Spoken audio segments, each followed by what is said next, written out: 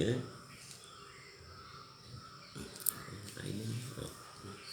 എൻ്റെ സ്വാതന്ത്ര്യം പോയി അവിടെ, മനസ്സിലായ? നിഹാസിനെ ഞാൻ വിലയിരുത്തി. നമ്മളോട് വന്ന് നിഹാസ് സഹകരിക്കുന്നു, സംസാരിക്കുന്നു, ഓക്കെ ഫൈൻ. നിഹാസ് നമ്മളോട് സംസാരിക്കുന്നില്ല, നിഹാസ് ഇൻട്രാക്ട് ചെയ്യുന്നില്ല, നമുക്ക് എന്ത് ചെയ്യാനാണ്? നമ്മളെല്ലാം ചെയ്യേണ്ട കാര്യമുണ്ടാ? അവിടെ എന്താ പ്രശ്നം? എന്താണ്? അസ്വസ്ഥനാകേണ്ട കാര്യമില്ല. നിഹാസ് ഇത്രയും നാളെ നമ്മുടെ കൂട്ടത്തിരുന്ന് സഹകരിച്ചിരുന്നു, വന്നു പോയി, എല്ലാം സംസാരിക്കില്ല ചെയ്ത്. പിന്നെ നിഹാസ് നമ്മളുടെ സുപ്രഭാതത്തിൽ സംസാരിക്കുന്നില്ല. ശ്രദ്ധിച്ചു നോക്കണേ, ശ്രദ്ധിക്കണേ. നമ്മുടെ ദൈനംദിന ജീവിതത്തിൽ ഭാഗമായിട്ട് നിന്നിരുന്ന നിഹാസ് സുപ്രഭാതത്തിൽ നിഹാസ് വരുന്നില്ല, മിണ്ടുന്നില്ല. അപ്പോൾ അബ്രഹാം ചോദിക്കണേ, എന്തു പറ്റി? ഞാൻ എന്തു പറ്റി? എനിക്കറിയത്തില്ല, ഞാൻ അറിയേണ്ട കാര്യമില്ല. കാരണം നിഹാസ് വരുന്നില്ല, മിണ്ടുന്നില്ല. പക്ഷേ ഇതിൻ്റെ പ്രശ്നം കിടക്കുന്ന എവിടെയാണ്? വേറെയുള്ളവർ നമ്മൾ ചോദിക്കുന്നു, നമുക്ക് കൃത്യമായിട്ട് മറുപടി കൊടുക്കാൻ പറ്റുന്നില്ല. ഇല്ല, നിഹാസ് എന്തുകൊണ്ട് വരുന്നില്ല എന്നുള്ളത് നിഹാസിനെ അറിയത്തുള്ളൂ. നിഹാസ് എന്തുകൊണ്ട് വരുന്നില്ല എന്നുള്ള ഭാഗം നിഹാസിനറിയാം. അല്ലെങ്കിൽ നിഹാസ് അറിഞ്ഞിരിക്കണം. ഇത് ചിലപ്പോൾ നിഹാസിനും അറിയാൻ പറ്റത്തില്ല. നിഹാസിന് എന്തോ ഒരു അസ്വസ്ഥത തോന്നി, സബാസിനായിട്ട് അസോസിയേറ്റ് ചെയ്യുന്നില്ല, എന്തോ അസ്വസ്ഥത തോന്നി. പോയില്ലേ, സ്വാതന്ത്ര്യം പോയില്ലേ? സ്വാതന്ത്ര്യം അവിടെ പോയി.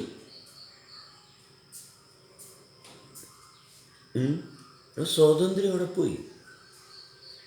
നമ്മൾ മറ്റൊരാളായിട്ട് അസോസിയേറ്റ് ചെയ്യുന്നത് വളരെ ക്ലിയർ ആയിരിക്കണം. നിഹാസ് വരുന്നില്ല, മിണ്ടുന്നില്ല, ഓക്കെ, എനിക്കവിടെ എന്താ പ്രശ്നം? എന്താണ്? എനിക്ക് ക്ലിയർ ആയിരിക്കും. എന്തുകൊണ്ട് പ്രശ്നമില്ല? കാരണം നിഹാസുമായിട്ടുള്ള ബന്ധം ക്ലിയറാണ്.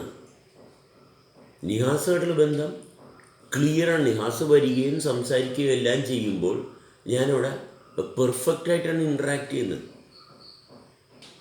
ഞാൻ വളരെ പെർഫെക്റ്റായിട്ടാണ് ഇൻട്രാക്ട് ചെയ്യുന്നത്. അതുകൊണ്ട് നിഹാസ് വരാണ്ടിരിക്കുമ്പോൾ, നിഹാസിനെ കാണാതിരിക്കുമ്പോൾ അവിടെ അസ്വസ്ഥതയൊന്നുമില്ല.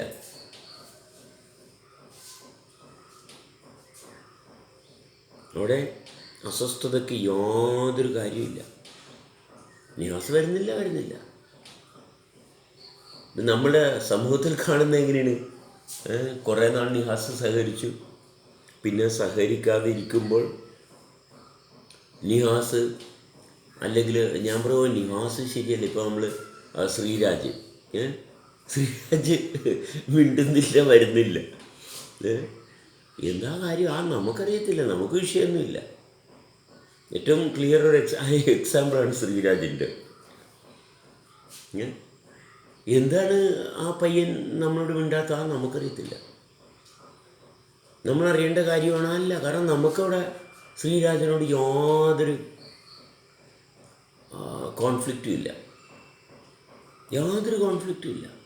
സംസാരിക്കുന്നില്ല, എന്താ കാര്യം? അറിയത്തില്ല, നമ്മുടെ വിഷയമല്ല.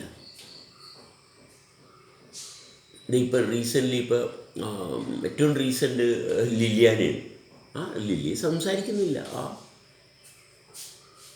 ഇത് ഇതൊന്നും നമ്മളുടെ റെസ്പോൺസിബിലിറ്റീസായിട്ട് നമ്മൾ എടുക്കുന്നില്ല.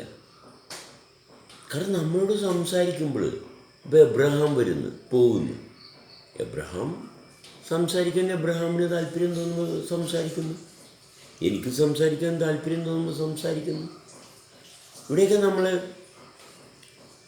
അറ്റാച്ച്മെൻ്റ് എന്ന് പറഞ്ഞൊരു സംഭവം ഉണ്ടാക്കി വെച്ചിട്ട് നമ്മുടെ ഫ്രീഡം കളയുകയാണ്. നമ്മളിവിടെ ഇതൊക്കെ നടക്കുന്ന കാര്യങ്ങളായിട്ടാണ്. ഇപ്പം നിഹാസിൻ്റെ ഭാഗത്ത് ഇങ്ങനെ സംഭവിച്ചിട്ടില്ല കേട്ടോ. ഞാനിവിടെ എക്സാമ്പിളായിട്ട് എടുത്തത് ശ്രീരാജിൻ്റെ ഭാഗം വളരെ ക്ലിയറാണ്. കാരണം നമ്മളുടെ കൂട്ടത്തിൽ ഒരുമിച്ച് സംസാരിക്കുകയും നിരന്തരം ഉണ്ടായിരുന്ന ഒരാൾ ഒരു സുപ്രഭാതത്തിൽ ഫുള്ളി കട്ട് ഓഫ് ആക്കിപ്പോയി. അങ്ങനെ പലവരും പോയി, ഒരുപാട് പേര് പോയി. അതൊക്കെ അതിനൊക്കെ എന്താ പ്രശ്നം? എന്താണ്?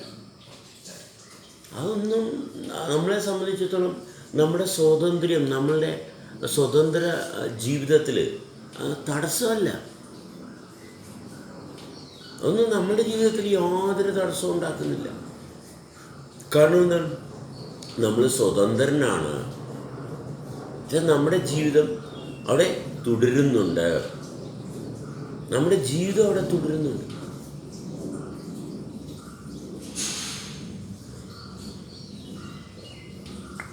ജീവിതം തുടരുന്ന അനുഭവത്തിൽ തടസ്സമില്ല. അപ്പം സ്വതന്ത്രൻ എന്ന് പറയുന്നത് ശ്രദ്ധിക്കണം. നമ്മുടെ ദൈനംദിന ജീവിതത്തിൽ ഇതുപോലെ പല കാര്യങ്ങളും മിസ്സിങ് ആകുമ്പോൾ സ്വതന്ത്രനായിരിക്കുന്ന അവസ്ഥ പ്രാക്ടിക്കലി മെയിൻറ്റെയിൻ ചെയ്യാൻ സാധിക്കണം. ദൈനംദിന ജീവിതത്തിൽ സ്വതന്ത്രൻ എന്ന് പറയുന്ന അവസ്ഥ വളരെ വളരെ ഇമ്പോർട്ടൻ്റായിട്ട് വർക്ക് ചെയ്യുന്നതാണ്. കാരണം വിശ്വാസിക്ക് സ്വാതന്ത്ര്യം ഒരിക്കലും ഉണ്ടാകാൻ പോകുന്നില്ല. വിശ്വാസി ഒരിക്കലും സ്വതന്ത്രനാകത്തില്ല. വിശ്വാസി മറ്റുള്ളവരുടെ ആ പ്രവൃത്തിയെ കേന്ദ്രീകരിച്ചാണ്. സ്വതന്ത്രനായിട്ട് വന്ന ചില വ്യക്തികളുടെ അനന്തരഫലമായിട്ടാണ് ക്രിസ്ത്യാനിറ്റി. അന്നത്തെ സ്വതന്ത്ര ചിന്തകനാണ് യേശുക്രിസ്തു. മുഹമ്മദ് നബി ആ കാലഘട്ടത്തിലെ സ്വതന്ത്ര ചിന്തകനാണ്. ബുദ്ധൻ ആ കാലഘട്ടത്തിലെ സ്വതന്ത്ര ചിന്തകനാണ്. പക്ഷേ ഇവർ സ്വാതന്ത്ര്യം കൈവരിച്ചെങ്കിലും പിന്നെ ബാക്കിയുള്ളവരെല്ലാവരും അവരുടെ സ്വാതന്ത്ര്യം നഷ്ടപ്പെടുത്തുകയാണ് ചെയ്തത്. ക്രിസ്ത്യാനി എന്ന് പറയുന്ന ഒരു വിഭാഗം ആൾക്കാർ ക്രിസ്തുവിൻ്റെ സ്വാതന്ത്ര്യ ചിന്തകളെ പിൻപറ്റി ഫോളോ ചെയ്തു. അല്ലാണ്ട് ക്രിസ്തുവിനെ പോലെ ആരുമായില്ല. മനസ്സിലായോ? നമ്മൾ സ്വാതന്ത്ര്യം എന്ന് പറയുന്നത് ഒരു വ്യക്തിയുടെ മൗലിക അവകാശമാണ്. ഏറ്റവും പ്രധാനപ്പെട്ട ഒരു സാധ്യതയാണ് ജീവിതത്തിൻ്റെ.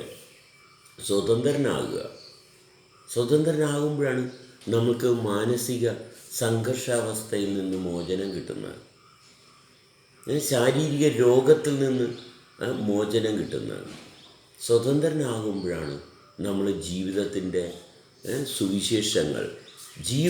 സുവിശേഷങ്ങൾ നമ്മളുടെ അനുഭവമാകുന്നത്. സ്വതന്ത്രനാകുവാൻ സ്വതന്ത്രൻ എന്ന് പറയുന്നത് തോന്നിവാസം ചെയ്യുക, എനിക്കിഷ്ടമുള്ളതൊക്കെ ചെയ്യുക. ഇതാണ് പലപ്പോഴും പലരും സ്വതന്ത്രൻ എന്ന് പറയുന്നത്. എന്ത് വിഡ്ഢിത്തരവും ചെയ്യാം അല്ല. സാമൂഹ്യ പ്രതിബദ്ധത നമ്മൾ പരിശോധിക്കണം. അവിടെ സത്യസന്ധനാകണം. സ്വതന്ത്രൻ എന്ന് വെച്ചാൽ സത്യസന്ധനാകണം. എന്താണ് എന്നെ ഞാനായിട്ട് നിലനിർത്തുന്നത്? അവിടെ വെല്ലുവിളികളുണ്ട്.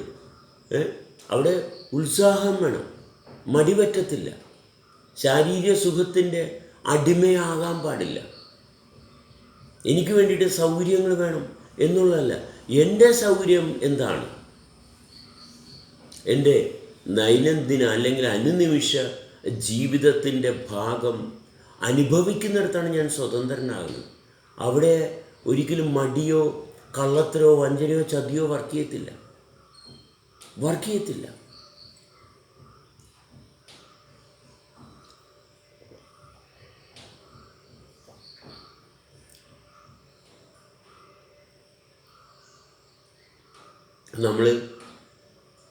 നമ്മൾ എന്ന് പറയുമ്പോൾ ശ്രദ്ധിക്കണം. നമ്മളെന്ന് പറയുമ്പോൾ വളരെ പ്രാദേശികമായിട്ട് ഉണ്ടായിട്ടുള്ള ചില അനുഭവങ്ങളെ കേന്ദ്രീകരിച്ചാണ് എപ്പോഴും നമ്മളെന്ന് പറയുന്നത്. ഞാൻ എന്ന് പറയുന്നത് അതും ശ്രദ്ധിക്കണം. നമ്മളെന്ന് പറയുമ്പോൾ രണ്ടു കൂട്ടരെ അല്ലെങ്കിൽ പരസ്പരമുള്ള ധാരണയിൽ ഞാൻ എന്ന് പറയുമ്പോൾ മറ്റൊന്നിനെ കേന്ദ്രീകരിക്കാതെയാണ് ഞാൻ എന്ന് പറയുന്ന സവിശേഷത. ഞാൻ എന്ന് പറയുമ്പോൾ മറ്റൊന്നിനെ കേന്ദ്രീകരിച്ചല്ല. മറ്റൊന്നിനെ കേന്ദ്രീകരിച്ചാവുമ്പോൾ നമ്മളാണ്. മറ്റൊന്നിനെ കേന്ദ്രീകരിച്ചാവുമ്പോൾ അത് നമ്മളാണ്.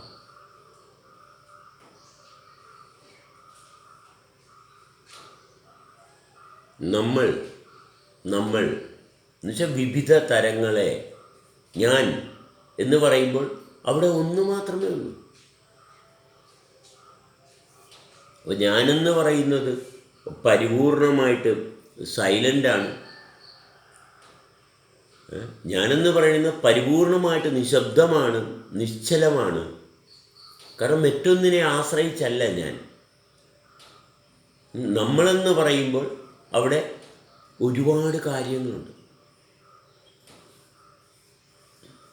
അപ്പോൾ ഞാനുണ്ട്, നമ്മളുണ്ട്, നമ്മൾക്കുണ്ട്. ഞാനുണ്ട്, നമ്മളുണ്ട്, നമ്മൾക്കുണ്ട്. ഇവിടെയാണ് നമ്മൾ ശ്രദ്ധിക്കേണ്ടത്. സ്വാതന്ത്ര്യത്തിൻ്റെ ഏറ്റവും വലിയ പ്രതിസന്ധി കിടക്കുന്ന ഞാനുണ്ട്, നമ്മളുണ്ട്, നമ്മൾക്കുണ്ട്. ഈ നമ്മൾക്കുള്ളിടത്താണ് ഈ പ്രശ്നങ്ങൾ മുഴുവനും ആരംഭിക്കുന്നത്. ഇവിടെയാണ് നമ്മൾക്കുണ്ട്, നമ്മൾക്കുണ്ട് എന്തുണ്ട്, നമ്മളായതുകൊണ്ട് വ്യത്യസ്തമായിട്ടുള്ള അനുഭവങ്ങളുണ്ട് അല്ലേ? ഒരു സ്ത്രീയും പുരുഷനും കൂടി ശാരീരികമായിട്ട് ബന്ധപ്പെടുമ്പോൾ നമ്മൾക്കുണ്ട്, ശ്രദ്ധിക്കണേ, സ്ത്രീയും പുരുഷനും കൂടി ശാരീരികമായിട്ട് ബന്ധപ്പെടുമ്പോൾ അവിടെ നമ്മൾക്കുണ്ട്, രണ്ട് കൂട്ടർക്കും ഉണ്ട്. ഈ ഭാഗമാണ് ഏറ്റവും അപകടം പിടിച്ച ഭാഗം. അവിടെ ഞാനെന്ന് പറയുന്ന അവസ്ഥ ദുർബലമാകുകയും നമ്മളെന്ന് പറഞ്ഞ അവസ്ഥ ശക്തമാകുകയും ചെയ്യുന്നത് കൊണ്ടാണ് ജീവിതത്തിൻ്റെ തുടർച്ച തെളിഞ്ഞു വരാത്തത്. കാരണം അവിടെ ശാരീരികമായിട്ടുള്ള ബന്ധപ്പെടലിൻ്റെ ഭാഗത്ത് ഞാൻ അപ്രത്യക്ഷമായി പോകുന്നു. എന്താണ്? ഞാൻ അപ്രത്യക്ഷമായി പോകുന്നു. ഞാനവിടെ സജീവമല്ല.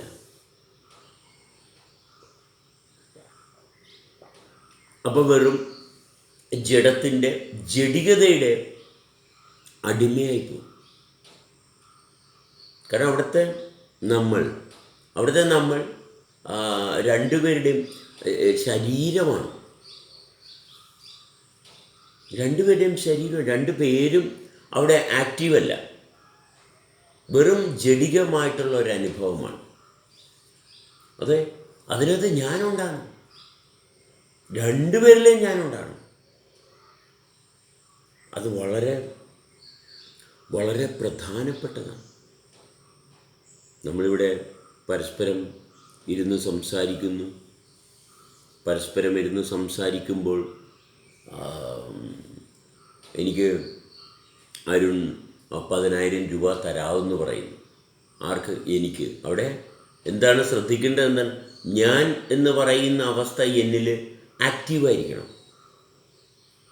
ഞാൻ എന്ന് പറഞ്ഞ അവസ്ഥ മറഞ്ഞു പോകാൻ പാടില്ല. കാരണം നമ്മളെന്ന് പറഞ്ഞ അവസ്ഥയിലാണ് അരുൺ എനിക്ക് 10,000 രൂപ തരുന്നത്.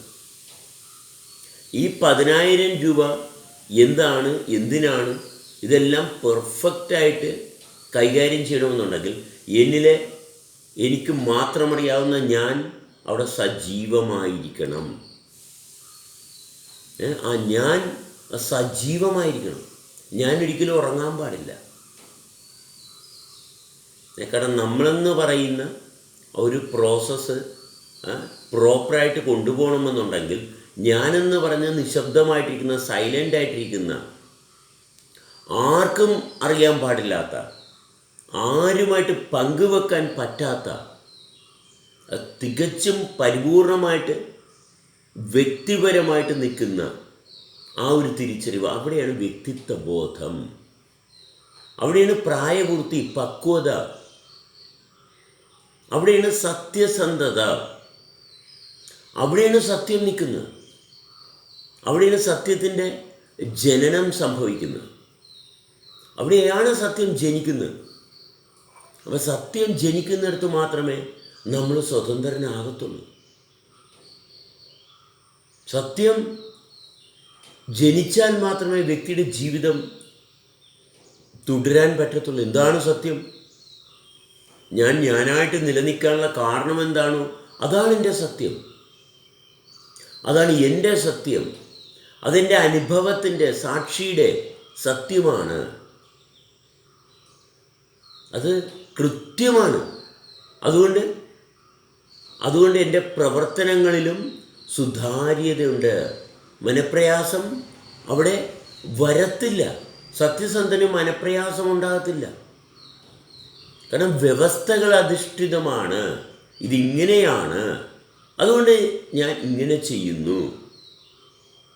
ഇങ്ങനെ ചെയ്യാൻ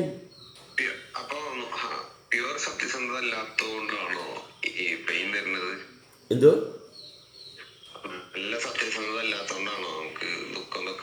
തീർച്ചയായിട്ടും ദുഃഖത്തിന് കാരണം എന്താണ്? ദുഃഖത്തിൻ്റെ കാരണം എന്താണ്? എവിടെയാണ് ദുഃഖത്തിന് കാരണം? പരിശോധിക്കണം. കാരണം അറിയാൻ പാടില്ല.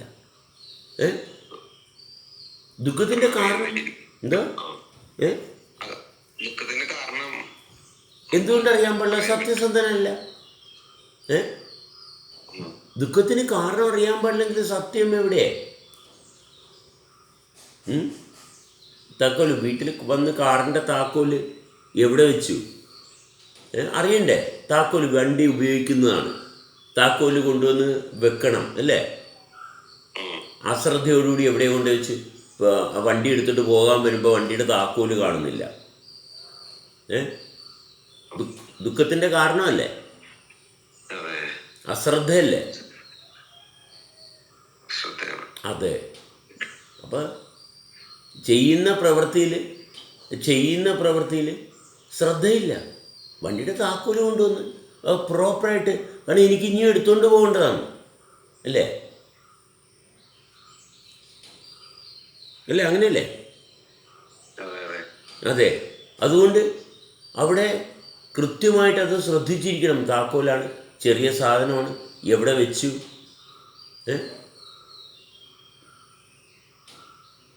അപ്പോൾ നമ്മുടെ ദുഃഖത്തിന് കാരണം നമ്മുടെ അലസതയാണ്, സത്യസന്ധത ഇല്ലായ്മയാണ്.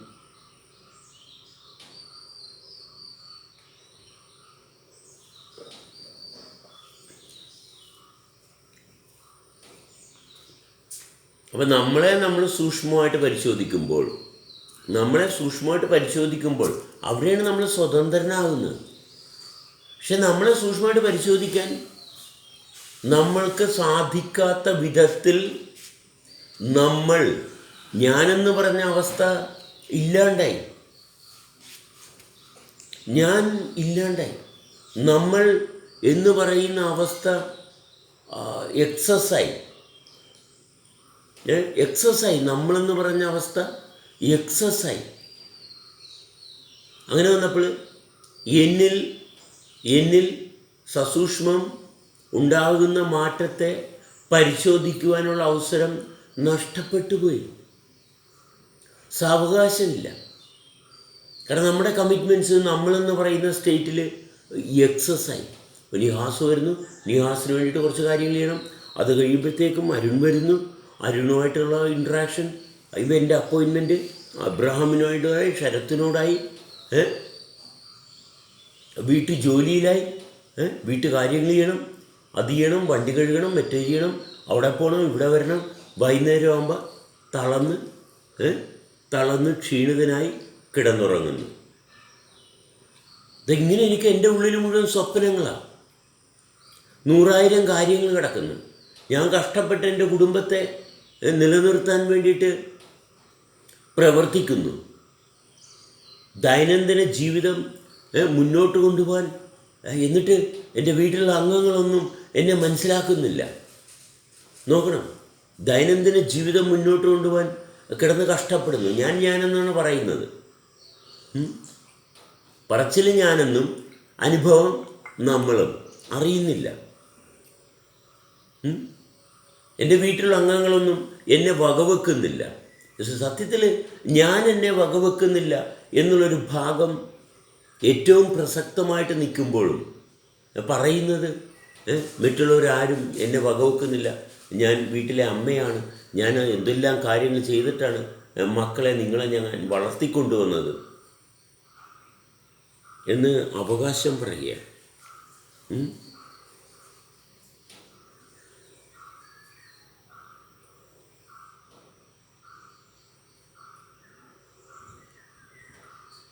ഇപ്പം നമ്മൾ പരിശോധിക്കേണ്ടത് എന്താണ്?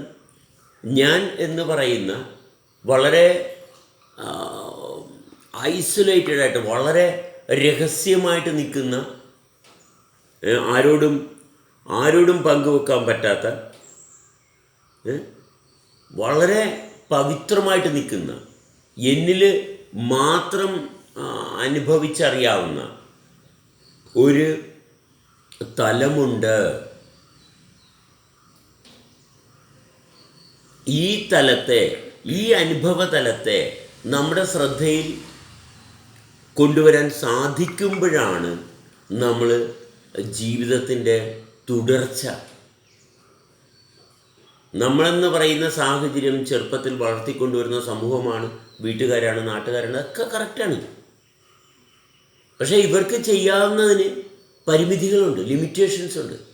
സാമൂഹ്യ പ്രതിബദ്ധതയ്ക്ക് സ്ഥാനം കൊടുക്കണം, അതിന് പ്രോപ്പറായിട്ടുള്ള സ്ഥാനം തന്നെ കൊടുക്കണം. അവിടെയൊന്നും അഴിമതി യാതൊരു കാരണവശാലും പാടില്ല. ചെയ്യുന്ന എല്ലാ പ്രവൃത്തിയും അത് എന്തുകൊണ്ട് ചെയ്യുന്നതെന്ന് പരിശോധിച്ച് കൃത്യമായിരിക്കണം. അങ്ങനെ ചെയ്തു പോയാൽ ഞാനെന്ന് പറയുന്ന ഒരവസ്ഥയെ തിരിച്ചറിയാനുള്ള അവസരം കിട്ടത്തുള്ളൂ. കാരണം അവിടെ അഴിമതി പാടില്ല. നമ്മൾ എന്ന് പറയുന്ന അവസ്ഥയിൽ അഴിമതി പാടില്ല. അവിടെ സത്യസന്ധനായിരിക്കണം. എന്നാൽ മാത്രമേ നമ്മുടെ ജീവിതത്തിൻ്റെ തുടർച്ച, ഞാനെന്ന് പറഞ്ഞ അവസ്ഥ എന്താണെന്ന് തിരിച്ചറിയാനുള്ള യോഗ്യത ഉണ്ടാകത്തുള്ളൂ.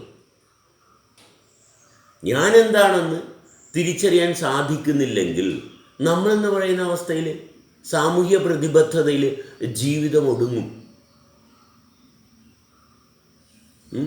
സമൂഹത്തിന് വേണ്ടിയിട്ട് കുറേ കാര്യങ്ങളൊക്കെ ചെയ്തു, സമൂഹം അംഗീകരിച്ചു, കോൺട്രിബ്യൂട്ട് ചെയ്തു, മഹാനായിരുന്നു. പക്ഷേ പറയും, ഈ ശ്രദ്ധക്കുറവിന്റെ കാര്യം പറഞ്ഞപ്പോഴേ, നമ്മള് ഒരുമിച്ച് പാർട്ട്ണറുമായിട്ട് ജീവിക്കുമ്പോൾ പാർട്ട്ണറിന്റെ ശ്രദ്ധക്കുറവ് കാണുമ്പോൾ നമുക്ക് ദേഷ്യം വരാറില്ല? ഇല്ല. പാർട്ട്ണറിന്റെ ശ്രദ്ധക്കുറവ് നമ്മളെങ്ങനെയാണ് കാണുന്നത്? കാരണം പാർട്ട്ണർ എന്താണ് ശ്രദ്ധിക്കുന്നത്, എവിടെയാണ് ശ്രദ്ധിക്കുന്നതെന്ന് കാണാനുള്ള യാതൊരു കപ്പാസിറ്റിയും നമുക്കില്ല. അതെങ്ങനെയാണ് അരുൺ ശ്രദ്ധിക്കുന്നുണ്ടായില്ലെന്ന് ഞാനെങ്ങനെയാണ് അറിയുന്നത്? അരുൺ ശ്രദ്ധിക്കുന്നുണ്ടോ ഇല്ലെന്ന് എനിക്കെങ്ങനെ തീരുമാനിക്കാൻ പറ്റുക? രണ്ടുപേരെയും ബാധിക്കുന്ന ഒരു കാര്യം. അപ്പൊ വ്യക്തിയുടെ അല്ല, അവിടെ ശ്രദ്ധിക്കണേ നമ്മളെന്ന് പറയുന്ന അവസ്ഥ. അവിടെ നമ്മളെന്ന് പറഞ്ഞ അവസ്ഥ എവിടെ രൂപം കൊണ്ടു? അവിടെ എൻ്റെ ആരംഭത്തിൽ തന്നെ. ഇപ്പം അരുൺ എന്നോട് സംസാരിക്കാൻ തുടങ്ങി അല്ലേ? അവിടെ കൃത്യമായിരിക്കണം. എൻ്റെ ഉത്തരവാദിത്വം എന്താണ്? എൻ്റെ ഉത്തരവാദിത്വം അരുണിനെ ഞാൻ കേട്ടോ, എങ്ങനെ കേട്ടു, ആ കേട്ടതിങ്ങനെയാണ്. അവിടെ സത്യസന്ധമായിട്ട് ഞാൻ പ്രതികരിക്കുമ്പോൾ, എൻ്റെ ശ്രദ്ധ എന്നിൽ സജീവമായിട്ടിരിക്കുമ്പോൾ, അരുൺ എന്തു പറയുന്നു എന്നുള്ളത് ശ്രദ്ധിക്കുന്നത് അരുണിൻ്റെ താല്പര്യവും ഉത്തരവാദിത്തം മാത്രമാകുകയും. കാരണം ജീവിതത്തിൻ്റെ തുടർച്ച, സജീവത ഇത് എന്നിൽ നിലനിൽക്കുകയും നിലനിർത്തുകയും തുടരുകയും ചെയ്യുമ്പോൾ, എന്നെ സംബന്ധിച്ചിടത്തോളം ഉള്ള എൻ്റെ മേഖലയിൽ ഞാൻ സജീവമായിട്ടിരിക്കുമ്പോൾ, അവിടെ എന്തെങ്കിലും കാരണവശാൽ ഉത്സാഹക്കുറവോ അശ്രദ്ധയോ ഉണ്ടെങ്കിൽ അരുൺ തന്നെ തിരിച്ചറിയാനുള്ള അവസരങ്ങൾ അവിടെ ലഭ്യമാകുകയും. കാരണം എൻ്റെ ഒപ്പം അരുണിന് നിൽക്കാൻ പറ്റത്തില്ല. ചെയ്യുന്ന പ്രവൃത്തിയുടെ ഒപ്പം നിൽക്കാൻ പറ്റാത്തതുകൊണ്ട് വികലമാകുന്നത് അരുൺ മാത്രമാണ്. ഞാൻ അറിയുന്നില്ലത്. കാരണം അരുണിൻ്റെ വളർച്ച അവിടെ കെട്ടു. അരുണിന് തുടരാൻ പറ്റത്തില്ല എൻ്റെ കൂട്ടത്തിൽ. അരുൺ തനിയെ വിട്ടു. കാരണം അരുൺ അശ്രദ്ധനാണെങ്കിൽ അരുണ് സഹകരണം സാധ്യമല്ല. അത് ആരാണെങ്കിലും അങ്ങനെ തന്നെ. നമ്മൾ സത്യസന്ധനായിട്ട് നമ്മൾ സഹകരിക്കുന്നു. അരുൺ പറയുന്നത് ഞാൻ സസൂക്ഷ്മം ഞാൻ കേൾക്കണം. ഓക്കെ അരുണെ എന്താ പറഞ്ഞത്, ഞാനത് കേട്ടില്ല കേട്ടോ. എന്നിട്ട് അതിനെ അനലൈസ് ചെയ്യുന്നു. അല്ല എന്താ ചെയ്യേണ്ടത്, അത് ഞാൻ സത്യസന്ധമായിട്ട് ചെയ്യുന്നു. എൻ്റെ ജോലി അവിടെ കഴിഞ്ഞു. അരുൺ എനിക്ക് എൻ്റെ അടുത്ത് കൊണ്ടുവന്ന് കുറച്ച് പച്ചക്കറി വാങ്ങിത്തരുന്നു. ഞാനത് സ്വീകരിക്കുന്നു. എന്തുകൊണ്ട്? തീരുമാനമാണ്. പച്ചക്കറി വാങ്ങിക്കൊണ്ടുവന്ന് തരുന്നു. എൻ്റെ ജോലി എന്താണ്? ഞാനത് പാകപ്പെടുത്തി എടുക്കണം. അവിടെ നമ്മൾ എടുത്തിരിക്കുന്ന തീരുമാനമാണ് അല്ലേ? അരുൺ കൊണ്ടുവന്നത് എനിക്ക് തരുന്നു, ഞാനത് കഴുകി വൃത്തിയാക്കി പാകപ്പെടുത്തി അരുണുമായിട്ടിരുന്ന് കഴിക്കുന്നു. ഇതാണ് നമ്മുടെ തീരുമാനം, നമ്മൾ എടുത്ത തീരുമാനമാണ് ഇത്. ഞാൻ അവിടെ ഞാൻ എന്ന് പറഞ്ഞൊരു ഭാഗം അവിടെ ഉണ്ട്. അരുൺ എന്നെ ഏൽപ്പിച്ചു, അത് സ്വീകരിച്ചു, അത് പ്രവർത്തിച്ച് അതിൻ്റെ ഫലമെന്താണ്? നമ്മൾ ഉച്ചക്ക് ആഹാരം കഴിക്കുന്നു. ഇത് ഞാൻ ചെയ്യാൻ എൻ്റെ റെസ്പോൺസിബിലിറ്റിയാണ്. അപ്പോൾ എൻ്റെ ശ്രദ്ധ എവിടെയാണ്? എൻ്റെ ശ്രദ്ധ ഈ പ്രവൃത്തിയിലാണ്, നമ്മളെടുത്ത തീരുമാനത്തിലാണ്. നമ്മുടെ തീരുമാനം അവിടെയാണ് സത്യസന്ധത. അപ്പോൾ ഇത് ഞാൻ ചെയ്യുന്നില്ല. അപ്പോൾ അരുൺ വന്ന് നമ്മുടെ തീരുമാനം മാത്രമേ ഉള്ളൂ. അല്ലല്ല, ശ്രദ്ധിക്ക്. ഇത് കൊണ്ടുവന്ന് അരുൺ തന്ന്, പക്ഷേ വീട്ടിൽ വന്നപ്പോൾ ഉച്ചക്ക് അരുൺ വരുമ്പോഴത്തേക്ക് ഞാനിതൊന്നും പാകപ്പെടുത്തിയിട്ടില്ല. ഓക്കെ, അരുൺ വീട്ടിലെത്തുമ്പോൾ എന്നെ ഏൽപ്പിച്ച ജോലിയൊന്നും ഞാൻ ചെയ്തിട്ടില്ല. അരുൺ എന്ത് ചെയ്യും? അരുൺ കിടന്ന് ബഹളം വെക്കുമോ? അരുൺ ബഹളം വെക്കത്തില്ല. കാരണം അരുണിൻ്റെ സത്യസന്ധത എന്താണ് അരുണിനെ കൊണ്ട് ചെയ്യിപ്പിക്കുന്നത്? അപ്പോൾ അതെടുത്ത് പാകപ്പെടുത്തി കഴിക്കാനുള്ള ഭാഗത്തോട്ട് പോകും. കാരണം അരുണോടെ കിടന്ന് ദേഷ്യവും ബഹളവും വെക്കുന്നുണ്ടെങ്കിൽ ഇത്രയും നേരം ഒരാൾ ചെയ്യേണ്ട കാര്യം ചെയ്തില്ല, അതുകൊണ്ട് അടുത്ത ആൾ ചെയ്യേണ്ട കാര്യം അടുത്ത ആൾ ചെയ്തുകൊണ്ടിരിക്കുന്ന തുടർച്ചയ്ക്ക് ഭംഗം വരുത്തത്തില്ല. ഒരു വ്യക്തി സത്യസന്ധനായിട്ട് നിൽക്കുന്ന വ്യക്തിയെ സംബന്ധിച്ചിടത്തോളം ആ വ്യക്തിയുടെ തുടർച്ചയ്ക്ക് കാരണമായിട്ടുള്ള കാര്യത്തിൽ വ്യാപൃതനായിക്കൊണ്ടിരിക്കും. ആ വ്യക്തിയുടെ സജീവതയ്ക്ക് ഭംഗം വരുത്തത്തില്ല. ഇല്ല, അതാണ് സ്വാതന്ത്ര്യത്തിൻ്റെ അവിടെ സ്വാതന്ത്ര്യം നഷ്ടപ്പെടുത്തുന്നില്ല. സെബാസ്റ്റ്യൻ ഒന്നും ചെയ്തില്ല, അതുകൊണ്ട് എൻ്റെ സ്വാതന്ത്ര്യം, ജീവിതം മുന്നോട്ട് കൊണ്ടുപോകാനുള്ള എൻ്റെ സ്വാതന്ത്ര്യത്തിൽ അഴിമതിക്ക് ഞാൻ തയ്യാറല്ല. അതാണ് സ്വാതന്ത്ര്യം എന്ന് പറയുന്നത്. സത്യമാണ്, സ്വാതന്ത്ര്യം സത്യമാണ്. സ്വതന്ത്രനാകുമ്പോഴാണ് നമ്മുടെ ജീവിതത്തിൻ്റെ ബന്ധനങ്ങളെ ഒഴിവാക്കി. ഓക്കെ, സെബാസ്റ്റ്യൻ പാകപ്പെടുത്തിയില്ല, അതുകൊണ്ട് ഞാനിരുന്ന് വിഷമിച്ചപ്പോൾ അവിടെ സ്വാതന്ത്ര്യം എവിടെ? ഞാൻ സ്വതന്ത്രനാണ്. സെബാസ്റ്റ്യൻ ഭക്ഷണം പാചകം ചെയ്തില്ല, ഏൽപ്പിച്ച കാര്യം ചെയ്തില്ല, ഉത്തരവാദിത്തപ്പെട്ട കാര്യങ്ങൾ ചെയ്തില്ല. പക്ഷേ എൻ്റെ ഉത്തരവാദിത്തം ഞാനുണ്ട്. നമ്മളവിടെ മാറി എന്നിലെ ഞാനും ഭക്ഷണം പാകം ചെയ്യാനുള്ള നമ്മളും അവിടെ റീഅറേഞ്ച്ഡായി. ഇമ്മീഡിയറ്റ്ലി വിത്ത് ഇമ്മീഡിയറ്റ് ഇഫക്റ്റ് റീഅറേഞ്ച്ഡായി. നമ്മളിൽ ചില മാറ്റങ്ങളുണ്ടാക്കി.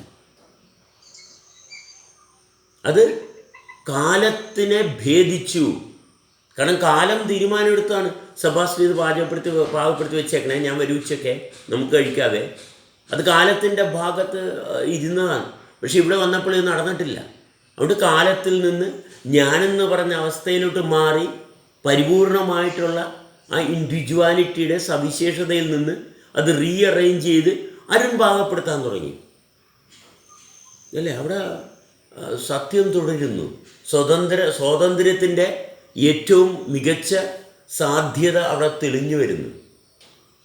അനർത്ഥങ്ങളും രോഗാവസ്ഥയും മനപ്രയാസവും ദുഃഖവുമെല്ലാം തുടച്ചു മാറ്റി. ഇല്ലേ? ഇതാണ് സ്വതന്ത്രൻ എന്ന് പറയുന്നത്. സ്വതന്ത്രൻ സത്യസന്ധന. കാരണം യാഥാർത്ഥ്യത്തിൽ മാത്രമേ സ്വതന്ത്രന് നിൽക്കാൻ പറ്റത്തുള്ളൂ. ഇപ്പം ആരും സ്വതന്ത്രനാകാൻ തയ്യാറല്ല. എന്തുകൊണ്ടാണ്? കാരണം കപടതയിൽ ജീവിക്കാൻ, സാമൂഹ്യ പ്രതിബദ്ധതയിൽ നിന്നാൽ കപടതയിൽ ജീവിക്കാം, സ്വതന്ത്രനാകണ്ട. സമൂഹത്തിൽ ഉൾപ്പെട്ടിരിക്കുന്ന എല്ലാ വ്യവസ്ഥയിലും ചേർന്ന് നിന്ന് കഴിഞ്ഞാൽ അവിടെ കള്ളത്തരവും വഞ്ചനയും ചതിയും എല്ലാം നടക്കും. കാരണം സ്വതന്ത്രനാകുക എന്ന് പറയുമ്പോൾ ആ വ്യക്തിയിലുള്ള സത്യസന്ധമായിട്ടുള്ള അവസ്ഥയ്ക്ക് സാക്ഷ്യം വഹിക്കണം. അതുകൊണ്ട് നമ്മളെന്ത് ചെയ്യും? സാമൂഹ്യ പ്രതിബദ്ധത. കാരണം സമൂഹത്തിൻ്റെ കണ്ണിൽ കരട് വീണിരിക്കുന്ന കണ്ണുകളാണ്, പകുതി അടഞ്ഞ, മുക്കാൽ ഭാഗം അടഞ്ഞ കാതുകളാണ്. അവിടെ അവർക്ക് ബോധ്യം വന്നാൽ അത് ശരിയാണ്, ഇല്ലെങ്കിൽ അങ്ങനെ ഒരു സംഭവം നടന്നിട്ടില്ല. അവരുടെ ശ്രദ്ധയിൽ വന്നാൽ അവരുടെ ശ്രദ്ധയിൽ വരാത്ത കാര്യങ്ങളൊന്നും അങ്ങനെയൊന്നും ഇവിടെ നടന്നിട്ടില്ല. 10 പേര് പറഞ്ഞാൽ അത് സത്യമാകുന്ന ലോകമാണ് സമൂഹം. അവർ സ്വതന്ത്രരല്ല. അവർ സങ്കല്പത്തിൻ്റെ ഭാഗം, അവരുടെ സങ്കല്പത്തിൻ്റെ മുന്നിൽ കൊണ്ടുവന്ന് വെച്ച് കൊടുത്താൽ അവർ അങ്ങനെയൊക്കെ സംഭവിച്ചല്ലേ, ഞാൻ അറിഞ്ഞില്ല കേട്ടോ, പോട്ടെ, അത്രയേ ഉള്ളൂ.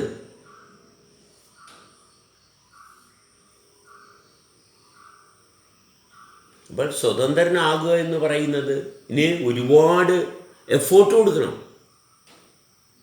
പ്രയത്നം വേണം, ഉത്സാഹം വേണം. മടി പറ്റത്തില്ല. മടി, ചതി, വഞ്ചന ഇതൊന്നും പറ്റത്തില്ല. നിരന്തരം പ്രവർത്തിക്കണം. ജാഗ്രത വേണം. അതുകൊണ്ട് സ്വതന്ത്രനാകാൻ ആരും തയ്യാറാകുന്നില്ല.